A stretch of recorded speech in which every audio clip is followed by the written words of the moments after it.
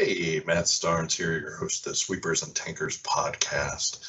Just want to let you guys know this episode is pretty special. It kind of harkens back to the day when street sweeping was just starting to kind of get an idea of the origin of street sweeping itself.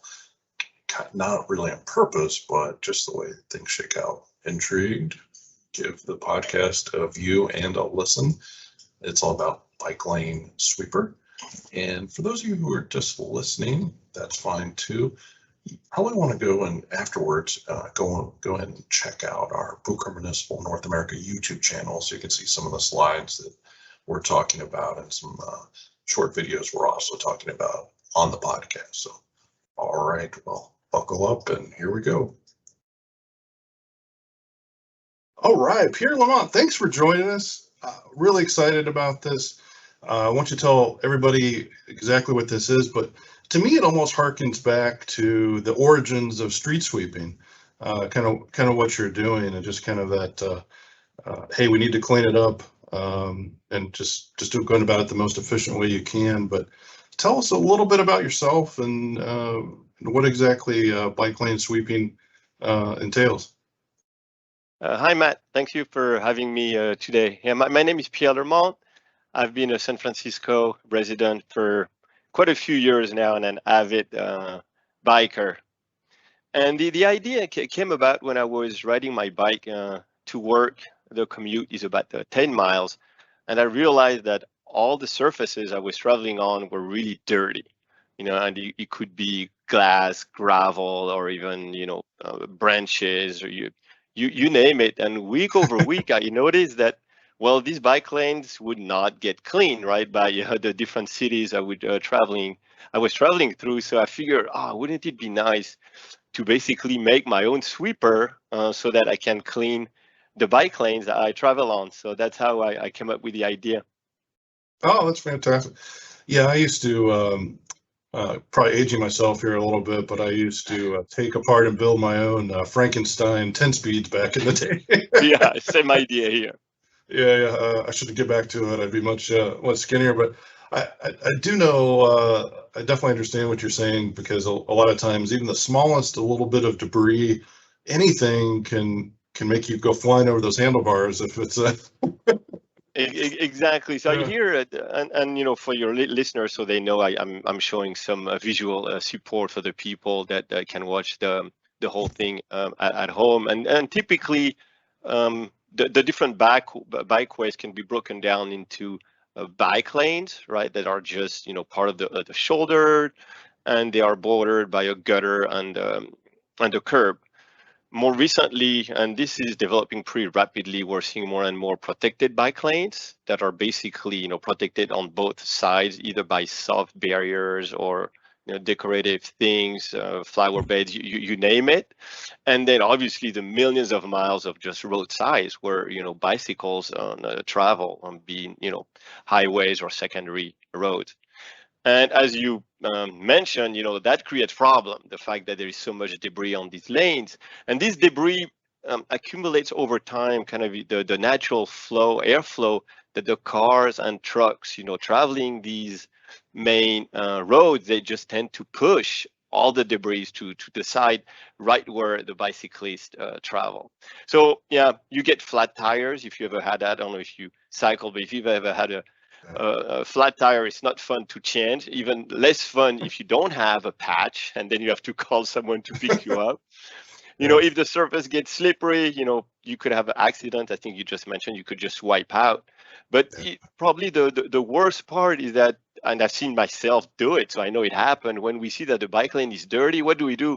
We move over to the main traffic lanes, which obviously defeats the whole purpose of a bike lane. So there is an obvious need to have something to clean up these bikeways. Yeah, I mean, I totally agree. Then it's I like seeing bike lanes. I'm near Charlotte, North Carolina, so other part of the country across from where you are here. But same thing. I love seeing the bike lanes and people there. But sometimes, yeah, I'll see it could be even like on a railroad, like a traditional motorist road, a roadkill, or Exactly. or whatever. And it's like, it's like you don't really think of it sometimes in that manner, but yeah, there's quite a lot of hazards actually. So it's almost like a runway. You need that to be very clear, so there's no Even cleaner than the traditional roads. yeah. So it's not like it's the first time we realize the streets or bike lanes need to be swept, and I'm showing here the basically the conventional ways to clean these bikeways. On the left hand side, this is just a traditional, what I'll call full size sweepers. You guys are in the industry. I won't go at great length about what they do. You know a lot more than I do, but what I can guess is that they are very expensive, not only to purchase, but to operate, to maintain, to store. They need a specialized staff, right? It's not that I could jump in one of these trucks and just start sweeping, right? I mean, it's a pretty advanced technology these days. And due to their sheer size, they obviously cannot, say, access protected bike lanes, and even some highways where it could just be too much of a hazard to have a huge vehicle, possibly go at a slow pace, sweeping the shoulders. More recently, and when you read the biking news, you're aware of it, especially in the Bay Area that tries to be as ecological as possible. We've seen the advent of basically scaled down sweepers that fit the protected bike lanes. That they're very cute. They do, I'm sure, a great job, but in a way they still suffer from a very high cost of acquisition, I say operation and maintenance.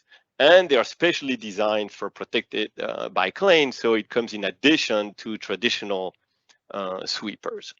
So obviously, I'm not saying we're going to replace these. These are here to stay. What I'm trying to say is that, well, maybe there's room for another category of devices that are much cheaper to operate, and that basically could be acquired by a lot more people or municipalities, because the cost would be so much lower.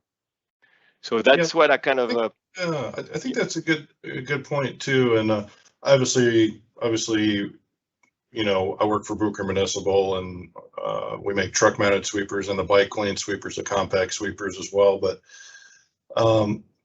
the truth of the matter is that a lot of small municipalities with a very small tax base, until you get to a certain tax base, you're not going to be able to afford some equipment. So I think what you're proposing is kind of, again, going back to like that origins of sweeping, where it's a simpler approach, and you can actually exercise and get in shape at the same time, which is kind of neat, right? Exactly. And I think that the sweepers not only they're a lot more costly, but their goal is slightly different. And again, you guys are the experts, so forgive me if I'm not right on the target, but I think it's beyond just collecting the debris and the garbage. The efficacy of the traditional sweeper, the industrial sweepers, is really to grind the pavement very, very tightly, so that the smaller particles will be picked up and won't flow into the drain. Right here, the goal is not necessarily to have a surface that's perfectly impeccable with nothing left behind, but something that basically is no longer a hazard for the bikers, and that makes the surface smooth enough and looking good enough so that people actually stay in the bike lanes. So what I try to set for myself as a goal is, and it's listed here, that it should be very economical. And when I say economical, it's like orders of magnitudes less than the industrial sweepers in use. It should be ecological. That goes kind of with that saying, because biking is part of the ecology movement. I wanted this device to be operated by anyone, or very, very minimal training. So basically a low-tech device, although I work in the Silicon Valley. I'm going against the grain. I'm proposing something that actually, as you mentioned, kind of back to the basic of sweeping. And obviously this device should be able to sweep any bikeway that I categorize, again, from the protected bike lanes all the way to highway roadsides, basically. Yeah. And you have some nice video on bikelanesweeper.com of it fitting in back of an automobile trunk, so it's not a huge unit. And to your point, you're not trying to get every little fine piece of particulate matter there. Oh, there you go. Excellent. Right. So I over the past year, and in a way, thank you, COVID. Right, that was one of the very few positive side of the pandemic, is that I did spend more time at home.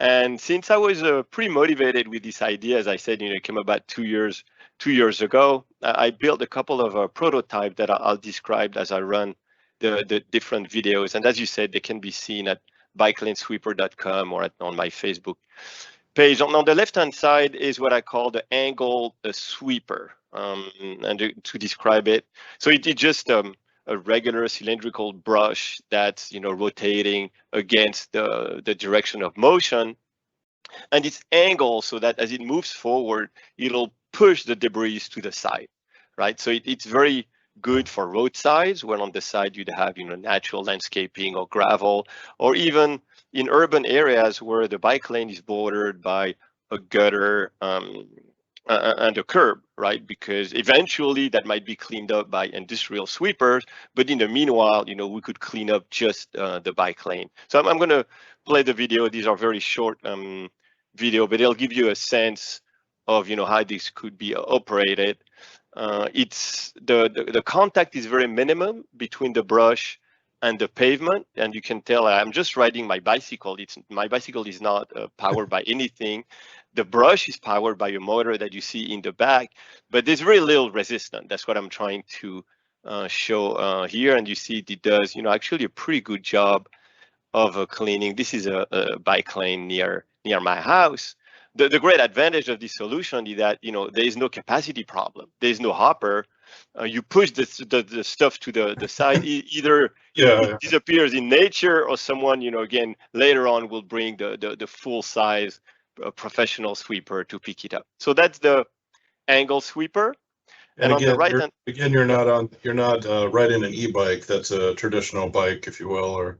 Exactly. On this topic, I think eventually, right, because it's always easy on a little stretch of 100 yards to power the device. I think think of maybe a pathway that go uphill or for long distances. I do have this vision that eventually an e-bike would tow the devices. Mm-hmm. And thinking even a bit further, I'm thinking of the e-bike battery and electronics would control the sweeper. That's kind of the ultimate way, where you'd have a package, bicycle and sweeper, that work in concert. Very good. So on the right-hand side is a sweeper with a hopper. The brush is the same, but this time it runs orthogonal to the direction of motion. So basically it picks up the debris, and there's a wraparound guard all the way around the brush that dumps the debris into a hopper in the back. And this is in Cupertino, in the Bay Area, where they built this protected bike lane not long ago. So I went there to show this little demo. So same thing, pretty easy to pull. Well, the bike lane this time was pretty clean, so you won't see a lot of debris, but I'm sure you get the idea. It works also very well. It would be way economical alternative to the dedicated bike lane sweeper, with the so-called mini bike lane sweeper. Now I understand the capacity is not the same. I mean, if I could do the same thing the traditional sweepers do at 100th of the cost, I'd be rich by now. But this is all about a balancing act. Yeah. How big is in the prototype here on the right, that hopper? Roughly how? Yeah, good question. It's about, right, give or take, the size of the hopper, but it's about 40 pounds, right? About a half of it being the brush. That's why you said, and I had my daughter, you saw in the video, poor daughter, she was not very happy doing it. But I wanted to show that a young lady could actually take it out of a car. That's another benefit, is that you could put it in the back of a standard car, a station wagon, and just take it with your bike wherever it's needed. Last thing I can say about the prototype is that, except for the brush, which obviously was custom made, all the parts were ordered online. So it's all off the shelf, including the the motor that happens to be used, I think, in some e-bike, when the motor is tied to the crank. So pretty easy to build, just a matter of dedication and time. Yeah, absolutely. So where do I stand? So you've seen 2 prototypes. I know they work. I'm working on a third one where I would combine into the same frame these 2 approaches, right? The angled brush that pushes the debris to the side, and the horizontal brush with a hopper that picks up the debris. I'd like to find one system where, with the same frame, just by changing the configuration of the sweeper, I could actually alternate the mode, so that you could, with one machine, pick up what mode you want to use that day. So anyway, these prototypes work, but I need help. Any help to move to what I call a proto product, which would be the very first instance of a product, if it ever gets to be productized.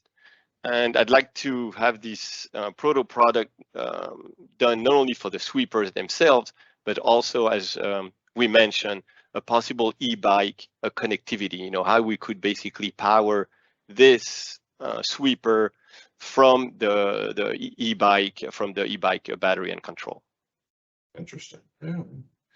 Any designs to go on Shark Tank or one of those shows, or? I wish. I mean, obviously, I've looked at this. I've looked at also crowd sourcing, crowdfunding, and all the things that could be in the balance. But from what I've seen, to be successful in these endeavors, you do need what I call, again, a proto product. They want to see some kind of potential. They want to see that it's already kind of been manufactured, even if it's only one sample. They kind of want to see the finished product. So it might come, hopefully it will, but it'll be a little later. Gotcha. So potential market, it's something, on paper, obviously, as I said, there's millions of roadsides to be swept, but who would be willing to buy such a device, and how many people would actually use it? I tried to anticipate who would be candidates for this product, and so far I see 2 kind of pools of buyers. It would be the bike clubs, right? Because since the price point would be pretty low, bike clubs that are sick of seeing their preferred route littered could buy or share a device. Even individuals have reached out to me because I'm on social media, and they say, "Oh, Pierre, I want to buy one now. How much is it?" I say, "Well, I need to productize it, but I'm keeping your name handy when it becomes a product." And obviously, municipalities that as an option to come as a complement, obviously, to what they already have, and instead of sweeping at very high cost some bike lanes maybe once a week, they could do it once a month, and in between use these economical device to just keep the bike lane cleaned between more intense sweeping. Yeah. So that's also something I'll spend a bit more time on, try to gauge and size the market. So that's me. Like I'm showing a picture of right outside my house. For posterity, will remember it was during the COVID with the mask on. I don't wear it anymore. And just again, if anyone is interested, either just feedback, comments, any resources that could be put to work, just type in your browser bike lane sweeper in one word, and hopefully either my website or my Facebook page should come up. That's excellent. It's interesting. I was reading an article about street sweeping in Jamaica, which I guess is really, really challenging. The only roads that are kind of comparable to the I've been there once, but I was only on dirt roads up in the mountains, so I never saw a paved road when I was there, but very briefly. But it was talking about the toll roads that they have now that you have to obviously pay to access, are pretty comparable to U.S. regular surface street automobile traffic roads, but the majority of it is either dirt or they're very broken up and not maintained very well. But I was just, something like this, having just read a little bit of that this morning, I kind of kind of interests me. That might be a possible application as well for you, and not only Jamaica but other countries where obviously there's a lot of bike riding already.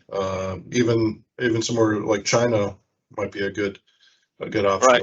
with the bike riders. And also, what fantastic exercise, right? I mean, it's On top of that, that's why I named my website Ride and Clean. So hopefully yeah, entice people. There's also other very different applications, like golf courses, right? yeah, These things are long enough so that it's hard to clean by hand, but you want to buy a sweeper to clean your pathways between the different greens. Maybe not. So that's really I'm still in the discovery phase as far as market. very good, very good. Well, I mean, this picture could be famous. We could be looking back, just like the Wright brothers with the airplane. All We right. could be like, this is when Pierre launched We'll see. launched it. So it's exciting. But yeah, I'd really love to check in with you in the future and kind of just check in from time to time, see how it's going, and keep in touch for sure. So I will for sure. And thanks again for having me. absolutely.